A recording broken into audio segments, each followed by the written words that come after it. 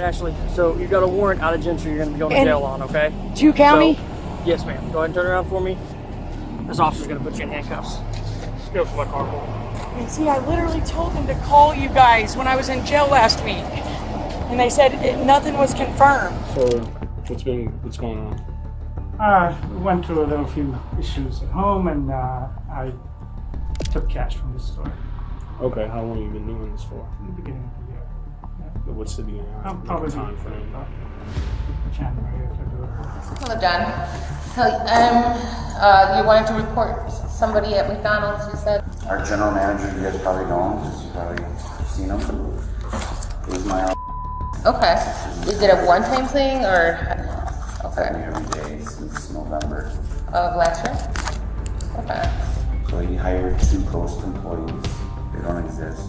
6 scams, 6 different setups. A payroll scheme, a dollar store theft, a Walmart employee case, a bad dealership check, a Macy's refund fraud, and a bank attempt that was already flagged before police arrived. Each person had an explanation. But once officers checked the records, cameras, accounts, and paperwork, the way out started closing fast. The first case does not begin with a fake check, a stolen card, or someone trying to talk their way through a register dispute. It begins with a payroll complaint at McDonald's, where the person reporting it said the problem had been going on for months. You can take a seat. So what do you need, Sam? I'm Officer Franco. My name's John. Hello, John. You wanted to report somebody at McDonald's, you said? Our general manager, you guys probably know him, because you've probably seen him. He's my Okay. Is it a one-time thing, or? affect me Okay. every day since November. Of last year? Okay. So he hired 2 ghost employees. They don't exist. They're not there. But they're getting a paycheck. And that's going to him. Oh, wow. So he's getting 3 paychecks. And how did you discover this? I don't know that I want to put their name in the numbers. They told me to keep it. Yeah. The one employees. One of the Took us places. off to it, and then we looked into it. And every time you do like a change on a time clock, it Okay. needs to be approved by the general manager, which Okay. is him. And he would go in and manually edit it. So there's two employees that he hired. One is Alexander. I don't even know if they're real people, but Yeah. we have their address, their social, we have all. I would say, do you have the address for these people? That way I can actually look up and see if there's Yeah. any data on these people. Can I get you that later, or do you need it right now? It's easier to get at the store. Yeah, no, absolutely. What's the second person? The other one is Luis. So this one threw us off because there's actually a Luis that works there, but he hired a second Luis with on the last name. What's Ismail's last name? And I can get you his address, but he's actually in the store right now. Gotcha. How long has he been there for? 13 years. 13 years. Do you have Well, an actually longer than that. I've been there for 13 years. He was there before I got there. Okay. Do you have an amount? It's just shy of $28,000. So for Alexander, it's $15,293.85.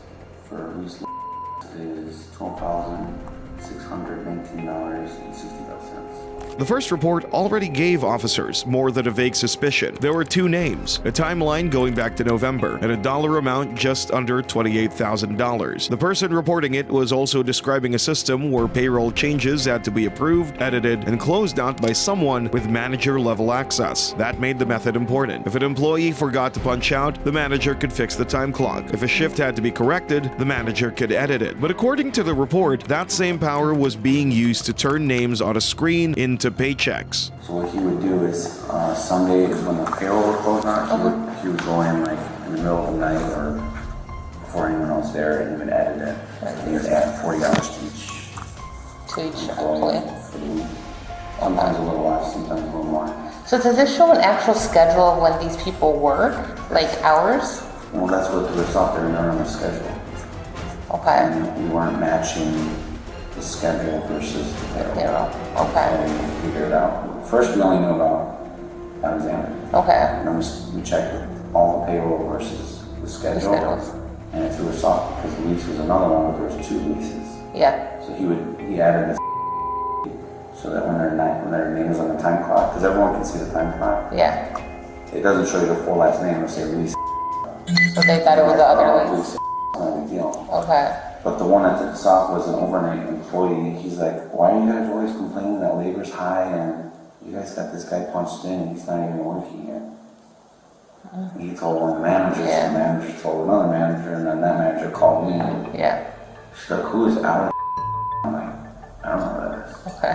But they've been getting paid since November. Yeah. So he has access to pay cards too. So like he'll hire new employees and he can assign them a pay card. Okay. So he has their pay card, I'm guessing. I don't know for sure. That was my next question. That was where the complaint moved away from a simple payroll mismatch. The store did not only have two names being paid, one of the names was close enough to a real employee that it could be overlooked on the time clock. Another was noticed because an overnight employee saw someone punched in who was not actually working. The pay cards also mattered. If the ghost employees were being paid through cards assigned inside the system, then employees would not only need the store's records, they would need banking information, payroll information, and the card numbers tied to those names. The reporter said the store had already started building that trail. And he doesn't know any of this. When did you guys find this out?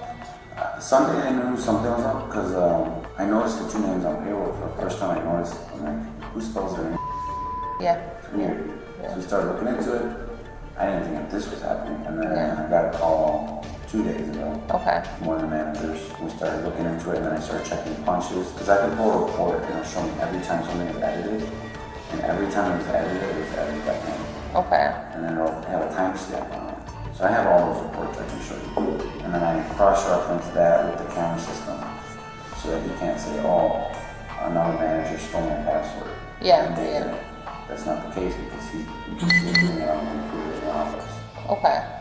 Gotcha. But he can also do it from his house because it's like cloud-based. So he has access to that at his house? Any computer. In the computer?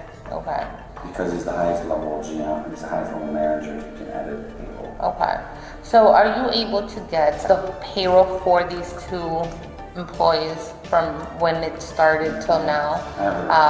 Just so that you can email me that information along with, and it'll tell you if these employees were assigned the pay card, you said, right? Yeah, I have their pay card number and everything. Okay, so those as well, so we have those on file. I'll give you my card and you can email me that. So we'll need like all the evidence that you have for... Yeah, I have everything, so Okay. I got camera footage. I took pictures of a couple of them. By then, the report became more specific. The edits allegedly had timestamps. The timestamps were connected to the general manager's account. The camera system was checked against the payroll reports, and the person reporting it said the video showed him using the office computer. That did not make the arrest immediate. The officer still had to turn the complaint into a case detectives could work. Payroll records had to be collected. Pay card records had to be followed. If money was moving through cards or accounts, police would need more than what one person said in a police department. So when the person reporting it asked what would happen next, the officer explained that this was not going to be finished in one conversation. I have I can get it right now. I can email right now. Yeah, absolutely. Did you guys arrest him? And does he go to jail for this, or what is it? What happened? So the process is, so we do the primary report and then we kick it over to the detectives. Yeah. They have to do subpoenas. They're going to pull those bank records. They have to subpoena those pay cards. So the process will take a few months before you even see you getting arrested. They're going to have to bring them in. When the arrest finally came, it didn't look like a workplace argument or a parking lot struggle. Ishmael came in. The officer checked him for weapons, and the process stayed controlled. His attorney had already spoken to police, and the officer made it clear that he was not going to question him about the case. The scam had been reported through payroll records. The arrest moved through booking. All right, sir, you ready? Yeah. All right. We're going to just step in here real quick. I'm going to make sure you don't have any weapons on you. Go ahead, do me a favor, step against the wall there. And just so you know, I am audio and video recording. Turn around, place your hands on your head, spread your feet out, okay? I'm just going to make sure, spread your feet out. Oh, I'm fine. Just going to make sure you don't have any. And then I spoke to your attorney. What we're going to do is we're going to just process you, give you your court date, and let you go. He asked that I don't question you, so I am not going to ask you any questions about anything. You can turn around and relax with it. We're going to take your property, we'll get it back at the end of the booking. Okay, sure. Appreciate you coming in here. The arrest itself was quiet, but the charge was not small. There was no long argument in the room, no shouting over the accusation, and no attempt on camera to explain the ghost employees away. Instead, officers moved through the ordinary parts of processing: photos, fingerprints, paperwork, and the court date. Then the officer told him what the case had become. All right, Ishmael. You're getting charged with 1 count of felony theft, okay? Do you have any questions? No. Just work with Dean to get it squared away, okay? No. All right, and you don't have to do this again. Yeah. Yeah, it's a big deal, okay? Yeah. Yeah, if you've got no questions, we'll get you out of here.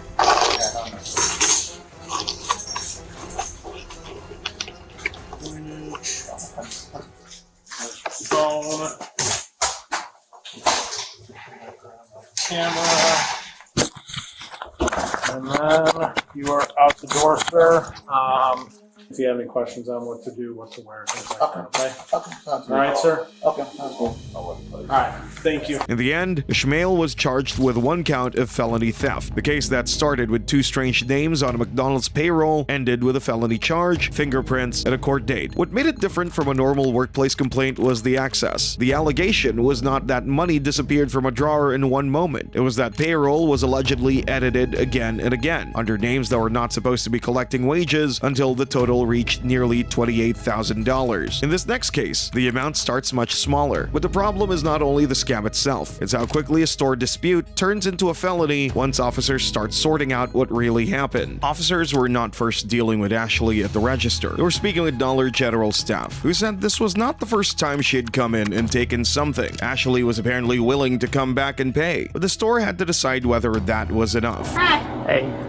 This isn't the first time she's come in here and done this. I got you. So, our officer's out with her over at Casey's. Her name's Ashley or whatever.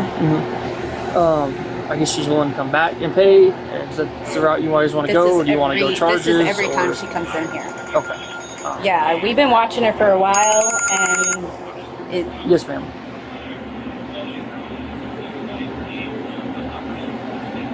Okay, yeah, can you send a picture to me and we'll deal with it here in a second? Awesome, thank you.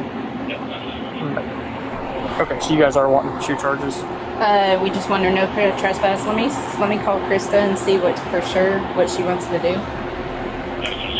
'Cause this is every time she comes in here. Sorry, can you repeat? What do you want to do with her? She wants to come in here and pay for what she took, 805, but 807. prosecute. Go ahead. Okay. She does have a confirmed 29 out of Gentry. All right. And no trespass. Okay. All right. All right. Bye. I'll grab a statement for you and I'll let him know and we'll go from there. That changed the call early. The question was no longer only whether Ashley could pay for the item after she was stopped. The store was saying this had happened before, and this time they wanted both prosecution and a trespass notice. The item itself was not large. Staff talk about energy drinks, Red Bull, Monster, and a receipt. But the way they explained it made the issue less about one drink and more about a repeated store problem that they'd been trying to document. Let's see where she puts it in her purse, right in here. She's very sneaky about it.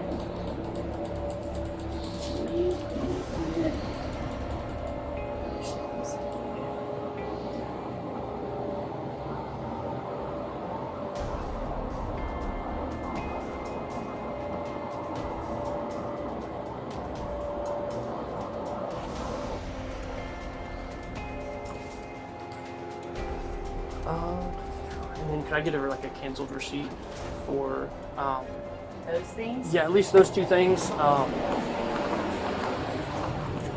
assuming you guys have different sized monsters, so we can't really say which one she probably took on that, but. Good luck. You want your receipt? You too, thank you. Just any monster? Is that the smallest size you guys have? Yes. Okay. Yeah, we'll do that one then.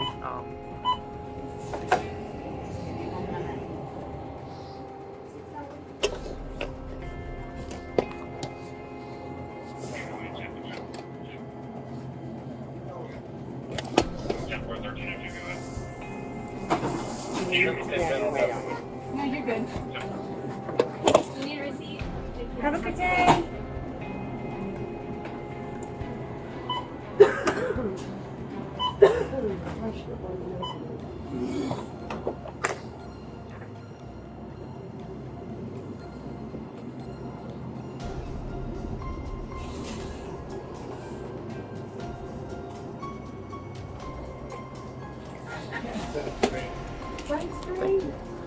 And he is going to trespass her. So you guys see her again, you give us a call. Okay. That should take care of everything. So. All right, thank you. Yep. You guys have a good day.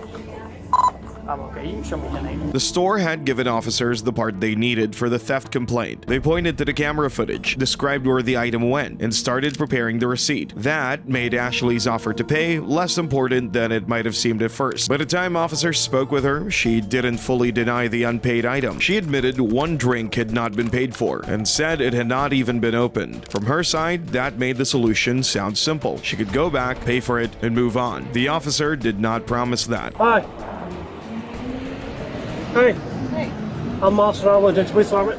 I got a report that you guys left the dollar store without paying for some items.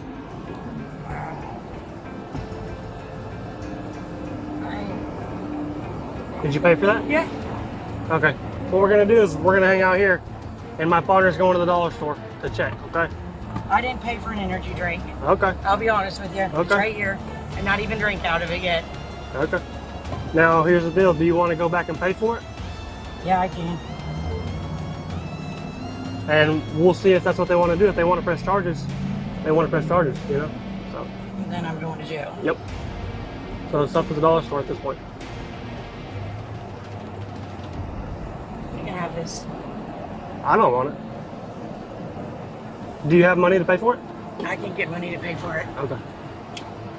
Ma'am, are you okay? Yeah. Why are you slumped over? What's going on? I'm just tired. You need EMS? You know? You okay? Yeah. I didn't know, but I couldn't get no sleep last night. Can you tell them that I'll Three come pay for cats the and 2 drinks? 3 cats and stuff like that.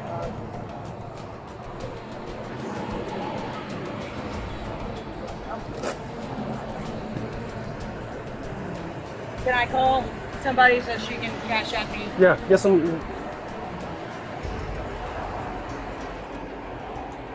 Why'd you guys come over here? Because she I had had to to go pee. pee. We were going to the food bank, honestly. Hey, she's willing to go back and pay for it if you would see if they want to press charges or have her come back and pay for it and trespass it. It's going to be the Ashley Tillman. Yeah, yeah. That was the point where Ashley still had one possible way out in her mind. The drink was still there. She said she could get the money. She wanted officers to tell the store she would pay, but the officer had already explained the part she could not control. Once Dollar General decided to prosecute, the situation would not be fixed by handing back the drink or paying for it after the fact. Then the stop moved in another direction. Officers checked her information, and Ashley's own comments showed she was already worried about something beyond the store complaint. She had recently been in jail. She had court dates, and she hoped she did not have another warrant. When officers came back to her, the store had made its decision. All right, Ashley, step out for me.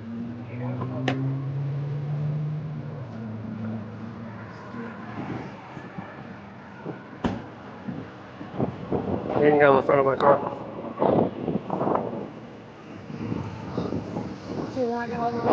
Nope.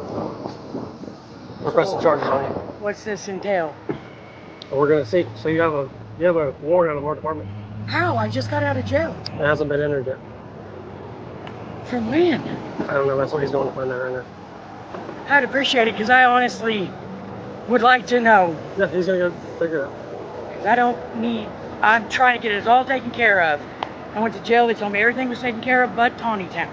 Well, you try to go get it taken care of when you steal from the dollar store. It's stupid.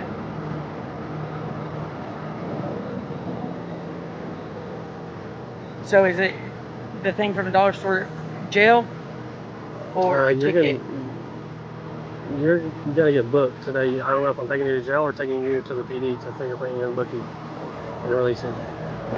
And I specifically asked them to please call Gentry because I couldn't remember. Yeah, so the warrant hasn't been entered yet. So that's what he's going to go see. I mean, they're not going to do nothing. Probably. I'll probably end up going to Big County. At least I wasn't driving this time. Yeah. I'm trying to get it all taken care of. The judge and Gentry or Siloam's trying.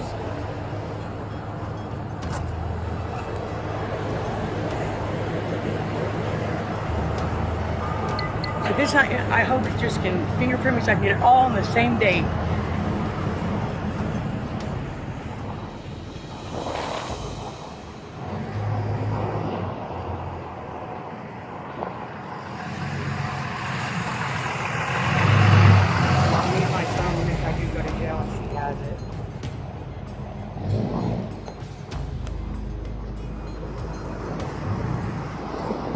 I literally have my booking papers and everything in the car.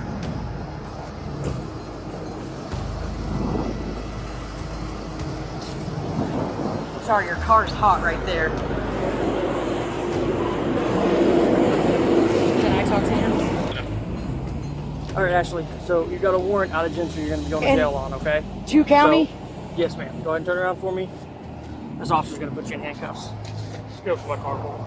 And see, I literally told them to call you guys when I was in jail last week.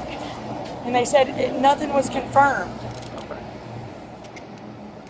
Can you get my phone from her? Yeah, we'll get it here in a second. That was where the small theft stopped being the only issue. Ashley was still trying to explain that she had been dealing with court and jail paperwork, but the new problem was already in front of her. Dollar General wanted charges, and officers had found a warrant out of Gentry. The officer's point was direct. She said she was trying to get everything taken care of, but she had been stopped again after a Dollar General theft complaint. Whether the item was cheap or not, the timing made the situation worse. In the end, Ashley was not only dealing with a store, Dollar General wanted to press charges and have her trespassed, and the warrant meant she was going to jail instead of simply paying the drink and leaving. What started as an unpaid energy drink became a new store complaint, trespass issue, and another trip into custody. In the next case, officers again deal with a store scam, but this time, the suspect is not a customer accused of taking something from a shelf. It's an employee accused of using the store from the inside for months before the case finally catches up. Elizabeth worked at Walmart, and by the time officers arrived, loss prevention had already organized the case by dates. The first question was not whether something had happened at the door that day. It was whether Walmart had enough from the earlier incidents to move forward now. Hello.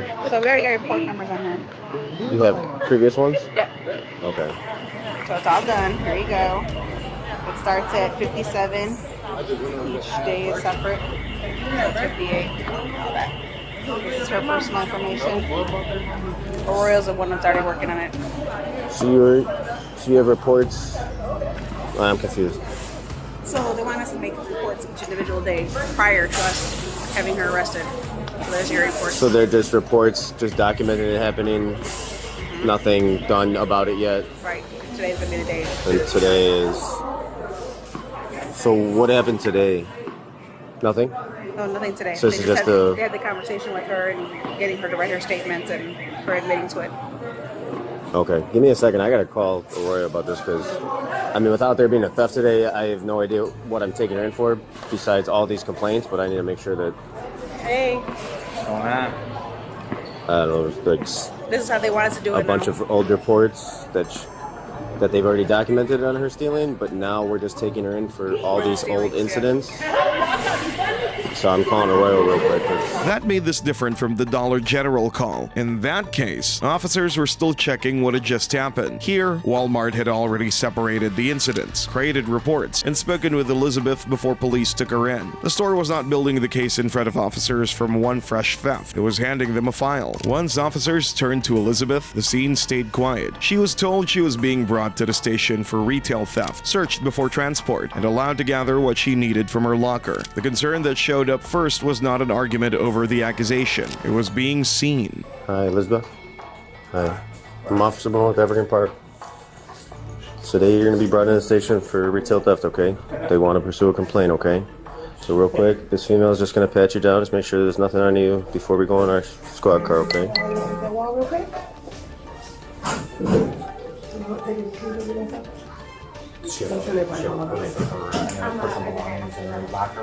Elizabeth, do you have any personal belongings? Do you have anything with you, like a purse or anything?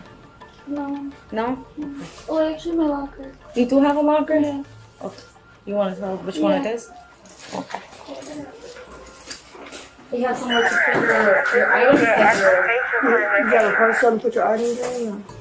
No. You want to come back?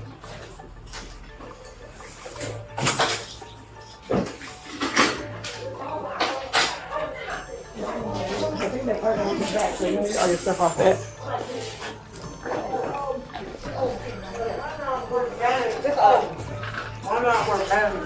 Oh, that ain't working? That is my thing. Wow, this one got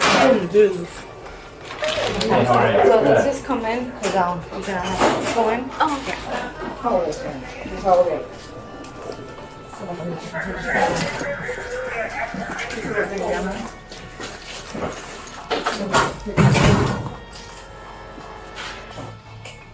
It's not like the Walmart reform? yeah. Okay.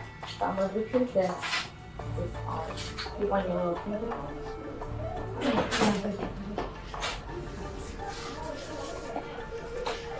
Yes, they went to run and grab it. Yeah.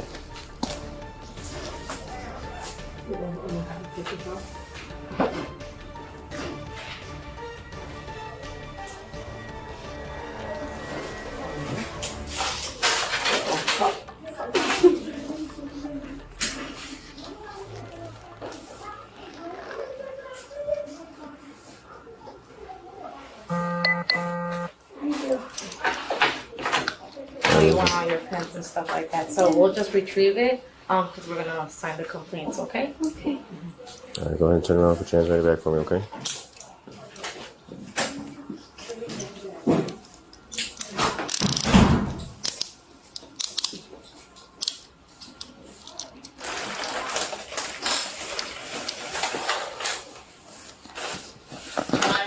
Are you guys able to take me to the back or something? Okay. Like, I click on the back. I don't want anyone to see me. Well, they have to take it from the front premises. They can't take it from the back. That small question showed the part of the arrest that mattered most to her in the moment. Elizabeth was not pulling away from officers or trying to run from the store. She was standing in the workplace where she had been employed, asking if there was a way to avoid being walked out in front of people. But the complaint still had to move forward. Walmart wanted to pursue it, and officers still had to bring her in, process the reports, and speak with her about what loss prevention said it had already documented. At the station, the tone changed again. The detective was not loud or aggressive. He framed the case as a mistake, asked about her age in school, and explained that she would likely be cited and released. That calmer tone did not mean the file was empty. Hey, how are you? What's your name? Elizabeth? Hi, Elizabeth. I'm just going to ask you. I'm going to search you real quick. If you want to hang tight real quick, it won't be long. Just right here, miss. Have a seat. Yeah. You doing okay? All right. I'm recording, okay? Just so you know. You do know it's not the end of the world, right? We all make mistakes. We all make mistakes. How old are you again? 22? Okay. All right. You do recognize that mistakes can be solved, right? Mistakes can be, is basically one time or another, we're all human beings, so, I mean, nobody got hurt, right? It's just kind of embarrassing, I know. It's just embarrassing, that's all it is. So anyway, pretty nasty.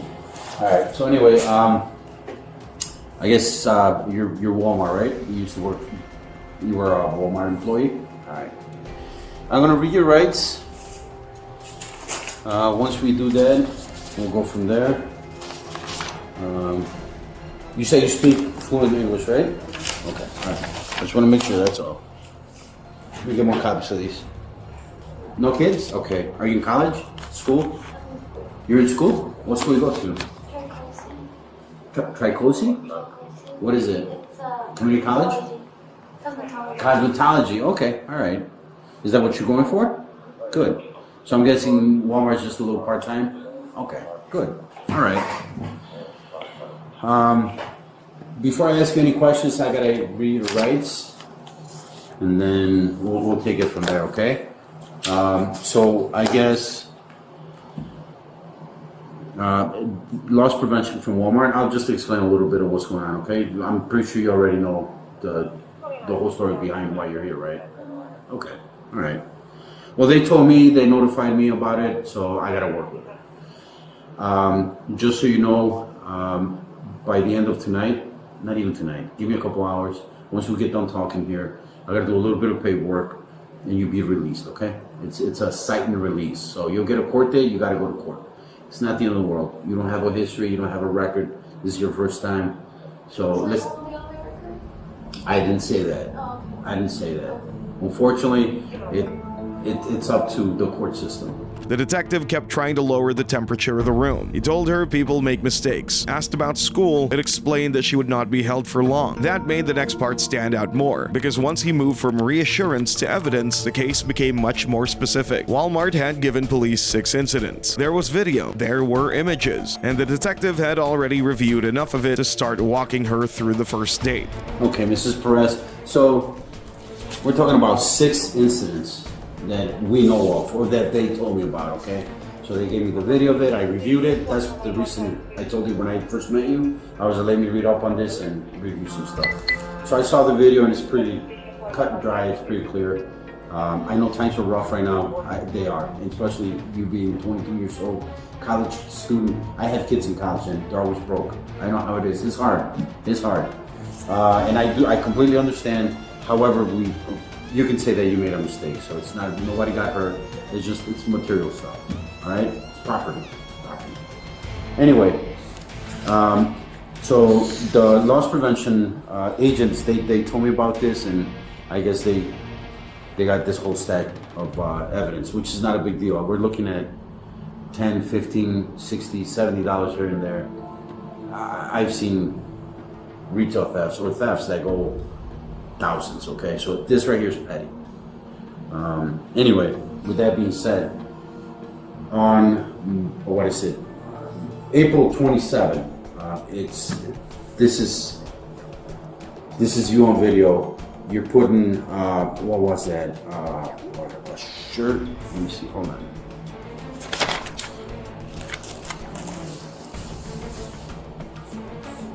It's like a pair of jeans and a polo and something else that I can see. And obviously, you didn't pay for it. Was that going to be for you? Jeans and a polo shirt? Yeah. I remember taking some jeans, but not a polo shirt. Well, it says right here, I don't know if it's the right description, but it was a shirt. Okay. Like a shirt, okay? So they got all the pictures here. So you recall that date? Mm-hmm. Yeah? Okay. Who's this person? That's you? Okay. What's it, obviously, like I said, I know times are rough, and you being a college student or a vocational student, sometimes, especially with Walmart's pay. But anyway, was that going to be for you or you? It was going to be for you? Okay. That was the point where the interview stopped being general. The detective was no longer only telling Elizabeth that everyone makes mistakes. He was showing her a date, a video image, and specific items. She identified herself and said the jeans were for her. The rest of the interview continued through more dates and more items. The detective brought up shirts, LED lights, pants, shorts, safety goggles, a hoodie, and board games. Each one added to the same pattern. In the next case, the setting changes completely. The suspect is not an employee accused of taking items from the store where she worked. He's trying to leave with something much more expensive, and the entire case turns on whether one check is real. This begins at a dealership where a vehicle purchase had already moved far enough for paperwork and financing to matter, but the deal stopped at the down payment. The dealership said the payment was $9,500, and by the time deputies arrived, the problem was not just one check, it was 2 checks that had already come back bad, and a third one the dealership said it could not verify. Regarding everything, okay, so again, from my recollection from our conversation, basically everything went through, but now it's just waiting on. This is like a down payment for the complete payment of the car. Yeah, so the initial down payment, which was $9,500, they've given us already 2 back checks. Okay. If they have any of this, they need a statement from whoever was involved around identifying it's already there. We're not going to ask any questions, we're just going to run that. Okay. So we're going to do it that way. It's going to be a 52. They've already wrote me 2 bad checks, and now they brought me a 3rd check, which we can't verify as well. So all these checks, I called their lender today to see if they can verify that check. She says they have no indication of that check, that it's basically fraudulent. Okay. So we also ran her records, of course, and we noticed that she had a prior to this type of stuff. Oh, so this is over the down payment of the actual... Yeah, so the actual contract itself, I mean, it's a fundable contract. Like, we have a real approval with the bank. It's a consistent down payment. The whole initial down in order for make the deal to be complete. Correct. $9,500, which we've already tried them to get multiple. I said, can you just bring me cash? Because I can't do that. It's got to be a cashier's check. When I said a cashier's check is cash. Just go to your bank and pull the money out. She goes, oh, they won't let me do it. I have to wait 24 hours. And this is all within today? Today. Literally, yeah, within today. Okay. All right, we're gonna speak to you guys individually. So if one of you guys want to come with me, we'll speak to you guys individually. That gave deputies the dealership's version. The full contract was not what they were focused on first. They were focused on the payment that was supposed to complete the deal, the checks that were supposed to cover it. Gertie's version started differently. She said the purchase had been in progress for weeks. The approval had already come through, and the down payment changed after the deal was already moving forward. The reason why we're here is because there's a deal with going on with the car, from my knowledge, okay? And then with said knowledge of the vehicle, there was, for a down payment of $9,500, I guess 2 checks were brought in and they weren't good. And then another check was brought in, and then contact, which again wasn't good either. They contacted the lender, and the lender has no record of that check ever being cashed or being created, any knowledge of it whatsoever. So that's all we have an issue here when it comes to the checks. So what's going on with the checks? Okay, so we've been trying to buy this car for probably about a month and a half, right? Okay. 3 weeks after they were trying to get approval. 3 weeks after, they called me like, hey, we're good to go. You guys can come and you'll have the deal, whatever. You guys can move forward with picking up the car. Okay. Sure, no problem. Originally it was a $7,000 down payment. We come here. Then they're like, oh, the down payment is gonna be $9,500 or something like that because we're gonna waive something, yada yada. That was about 2 weeks ago, or something like that. I asked them, how can I make the payment? For the down payment. I said, I can bring you a business check. Like, what can I make it? And then I even asked. I said, this was on a Friday or Saturday or something like that, so the bank was closed. So, bring the check. Her explanation gave officers a different frame. She was not saying the car deal was fake. She was saying that the deal was real. The account was connected to her child's father, and the payment problem came from timing, pending fluids, and the way the dealership handled the checks. But the questions kept coming back to one point. When the check was handed over, were the funds actually available? Being truthful is going to go a long way, because they're going to pull everything. Yeah. They already have everything. Everything we have right now is showing fraudulent activity, right? So we have choices of what to do, right? DCF can get involved, all these other problems because you have a child that's here. My suggestion would be to be truthful and honest, exactly what you were doing, and we can determine what leniency we have if we're going to charge you. Does that make sense? I understand. Okay, right now, you're in a bad spot. Your boyfriend or fiance, or I don't know if you guys are married. It's a child's father. Child's father. Both in a bad spot. And you got a child here. I have 4 children. Okay. One is young, he's a little older than him, and one probably almost your age, okay? Let's start over. What was the deal? Honestly, what was the deal? Provided them a check for them to... Did you know that the funds weren't available in the check? No. The account is not under my name, so it's his account. We have funds. We had funds pending. Yes, his account. So the account was under his name. Correct. And you knew that the funds weren't available. So when we originally turned in the check to them on Saturday, we knew the funds weren't available. They told me they were going to hold the check for a couple of days. I asked them, can I pay you with a business check? And they told me, hey, the funds are going to, the check's going to be deposited on Monday. Or something like that. That was the part deputies kept returning to. Gertie said the dealership knew the funds were not available yet and had agreed to hold the check. The dealership said multiple checks had already failed or could not be verified. And once the officer told her everything they had was showing fraudulent activity, the longer explanation did not change the immediate problem. The arrest came after that.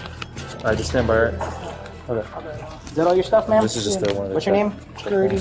Gertie? My name's Eric, okay? Give me all your stuff. All right. Take off your bracelet before anything else goes on. Anything in your pockets, Gertie? Yes. What do you got? Just my keys. Just your keys? Alright, switch them. Let them pray. Pray. Put your hands together. Put your hands together. Because Back we're your gonna hands. pray backwards, Nope, okay? other way. There you Other go. way. Other way. You want them to see you? Yes. My son and Joe. We're gonna talk 10-4. We'll have a black female, 10-15, reference 53, signal 19. Was it 19 or 18? You want him to see your house? Not 18. I just need to speak to Joe just so you can tell him. 5-6, actually be a signal 18. In the end, Gertie was arrested for uttering a forged instrument. The dealership said the down payment checks were bad or could not be verified. Gertie said the funds were supposed to clear and that the dealership understood the timing. But by the time deputies made the arrest, the car deal was no longer the main issue. The check was. In the next case, money's not tied to a dealership or a down payment. It moves through a system again, where a manager is accused of turning refunds into the center of the scheme. After the dealership case, the money moves back inside a store. But this time, officers are not dealing with a customer trying to pass a check or walk out with merchandise. Macy's says the person behind the refund scheme is one of its own managers. The first issue was not whether something had been taken from a shelf. It was how the register system was allegedly being used. Loss prevention said the manager had been taking merchandise from the selling floor, processing it as a return without proof of purchase, and keeping the cash. Do you want me to step out? Well, we have to talk to, I think, you first or somebody about what's going on. Oh, okay. I didn't know if you talked to somebody. We did. We just need a little bit more information, all this stuff, and then we can. Okay, so this is Dharmadot. He goes by Ronald. Okay. He is a manager here at the store. Okay. And I came in to discuss with him today some things that were going on in the store. Okay. And that involved him processing some fraudulent returns in order to take the cash. He found himself in a spiraling financial situation. Okay. Where he needed cash, and so it's about $22,239.08. Okay. And it has happened since this year, starting in January. January. Okay. Yeah. That explanation made the role important. Macy's was not describing a normal return dispute with a customer. The person accused had access to the store, the merchandise, and the return process. According to loss prevention, the same system meant to send money back to customers had become the way cash was leaving the store. When officers spoke to him directly, the conversation did not turn into a long denial. The officer read his rights and then asked what had been going on. All right, boss. So I gotta read you your rights. Yeah. Your rights, so you know your rights as a person, okay? Before I ask you some questions. You have the right to remain silent, do you understand? Yes. Anything you say may be used against you in court, do you understand? Yes. You have the right to talk to a lawyer before and during questioning, do you understand? If you cannot afford a lawyer and want one will be provided for you before questioning without charge, do you understand? Has anyone threatened you or promised you anything to get you to talk to me? Okay. So, what's going on? We went through a little few issues at home, and I took cash from the store. Okay, how long have you been doing this for? The beginning. What's the Probably time frame? January. Okay. Since January till now? Yeah. Okay. How are you doing exactly? Are you just taking cash to the cash register? Yeah, I just do a return and we just kept the cash. Okay. So you would do the return? Yeah. Alright. Okay.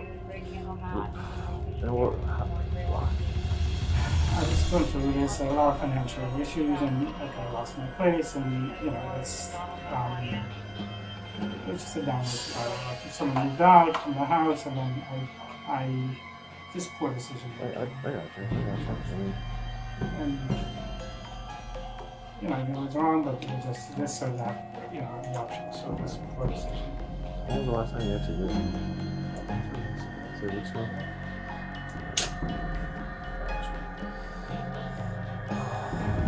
How long have you been working here? 3 years. 3 years? Been here for a while. Being your manager. Yeah. How long have you been a manager? 3 years? Yeah, because I came from New York, it's a whole different lifestyle. Okay, I got you. Just I got went you. through a lot of I got you. issues, so I got you, man. it's just, again, poor decision making, so I'm responsible. That admission changed what officers still needed to sort out. The method had already been described by Macy's, and Ronald described the same basic pattern himself. He said he took cash from the store, did returns, kept the money, and had been doing it since around the beginning of the year. The arrest stayed calm, but the accusation was direct. After that, the remaining question was how officers would classify it, because Macy's said this happened multiple times and involved the manager using the store's return system. Officers discussed both theft and fraud before taking him into custody. What we got?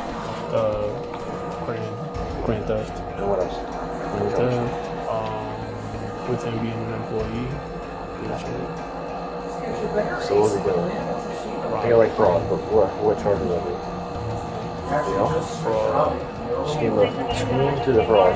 Scheme to the fraud? Yes. Okay. So I'll give it the best statute. We're gonna charge both. Usually only the grand theft and the six. Okay. So just gonna charge both. Because I mean it's scheming and things defrauding the company. It's done it multiple times. Okay. So we're putting in the car for now and we're only for statement. Okay. Alright. I'll hold on to this, right? Yeah. Hey, Damar, could you do me a favor and just stand up for me? Okay.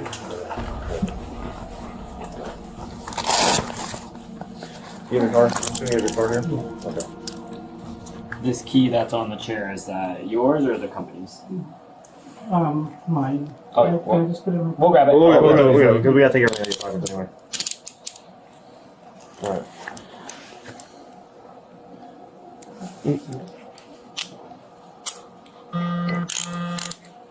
So right now, we are being placed under arrest.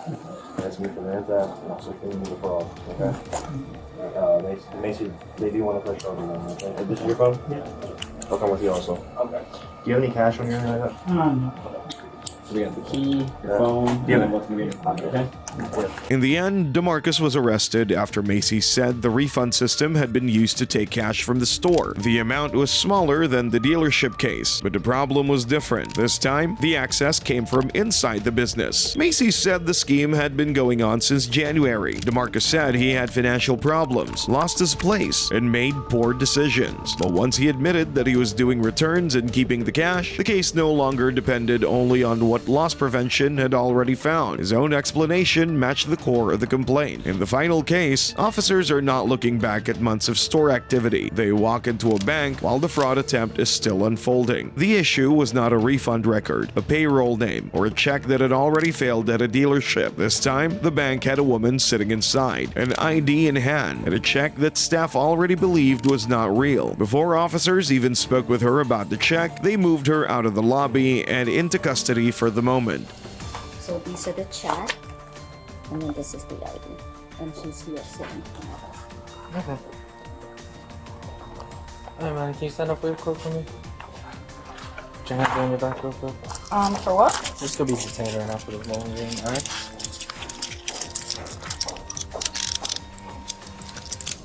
Not too tight?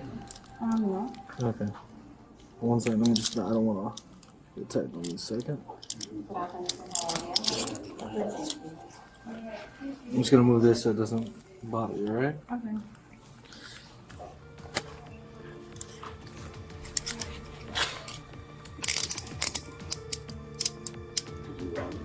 You didn't call it out yet. No, not yet. Alright, let me put you in the back of my car and then I'll talk to you in a second, alright? Okay. That changed the scene immediately. She had walked into the bank, but the bank had already been warned. Staff had the check, the ID, and information from another location. Officers were not starting from her explanation. They were starting from the bank's suspicion. Once she was in the patrol car, the officer read her rights and told her what the problem was. The check was fake. From there, the conversation moved to who brought her there, how many places she'd already been, and whether someone else was directing the attempt. I'm just going to read you your rights real quick before I try to talk to you. You have the right to remain silent. Anything you say can and will be used against you in a court of law. You have the right to the presence of an attorney before and during answering any questions. If you cannot afford an attorney, one will be appointed to you through the court. Do you understand those rights? Okay. Do you wish to talk to me? I've never been. I don't know what I'm supposed to do in this situation. Okay. Well, I'm sorry. Okay. Well, I mean, as of right now, that's a fake check. Okay. All right. I'm sorry. Do you think you could just like pull my hair behind my ear? I don't mean to like. Yeah, it's like annoying me. I'm sorry. Thank you. Okay. Thank you. So, do you? So it's a fake check. Obviously, you were brought here, I guess, to cash the check, but the check's made out to your name. Who was the guy that you know again that dropped you off? I don't know like his name, but I know him as Fredo. Fredo. Yeah. Okay. And how many other places have you gone today? I just went to one, and then initially I didn't want to keep going because I was afraid of this, but whenever he told me I was gonna get left stranded, so. Does he have anyone else working for him today? Not going into banks, but there's like another person driving. So there's two drivers? No, so he's also walking into banks. He has a driver, and then they're just. He's also walking into banks as well? And you don't know his name, just as Fredo? No, I saw one of the checks. I think it's like Julian or Juan. It's with a J. I just can't. I Julian, you said? I believe it's Julian. Okay. And last name? You got me. Got you. So, Okay. I don't know like when they're gonna do that though. Okay. All right. We will.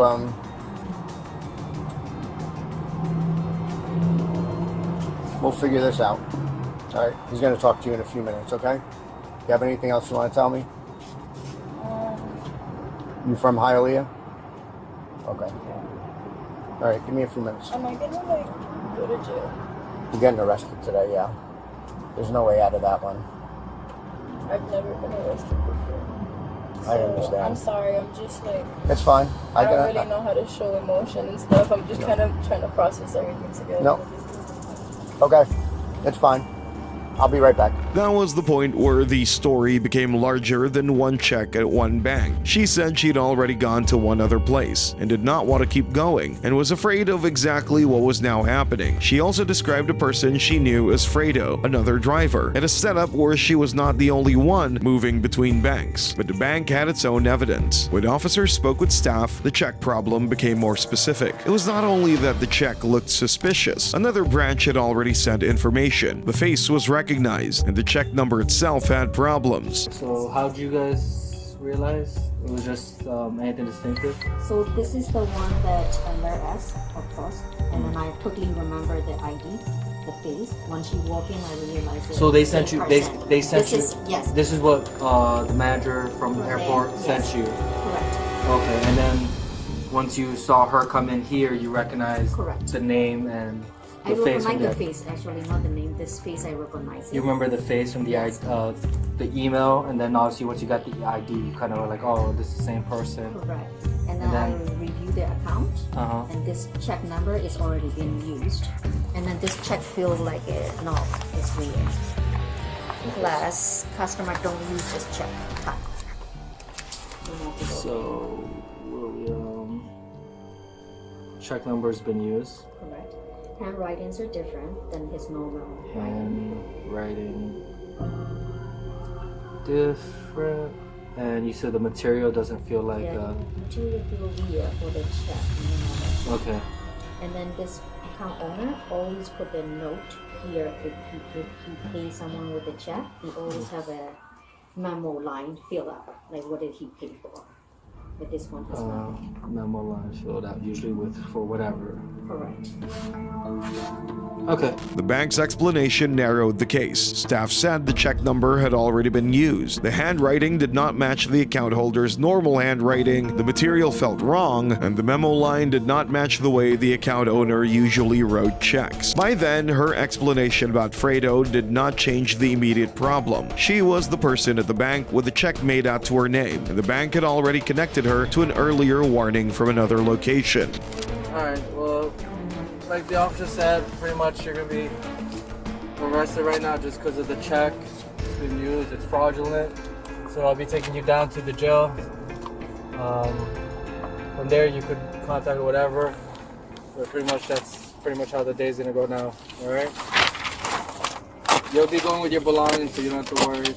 They'll receive your phone and wallet and your bag and all that. In the end, she was charged with fraud for impersonating another person in order to unlawfully possess identification, along with uttering a false instrument. The case did not end with a long chase or a loud argument. It ended because the bank recognized her, checked the account, and found details that did not match. The check number had already been used. The handwriting was different. The check type felt wrong. And once officers confirmed these details, the attempt that started inside the bank became an arrest before she could leave the parking lot. Across these 6 cases, the scams did not look the same from the outside. One was built around payroll access. One looked small until the store pressed charges. One had Walmart reports waiting before the arrest. One centered on dealership checks. One moved through Macy's refund system. And the final one unfolded inside a bank while the check was still being handled. But the pattern was the same. Each person had an explanation, and some of those explanations sounded calm, detailed, or even believable at first. Then officers checked the records, the video, the account history, or the store's evidence, and the situation changed. Let us know which case surprised you the most, and if you want to see more body cam cases like this, make sure to subscribe.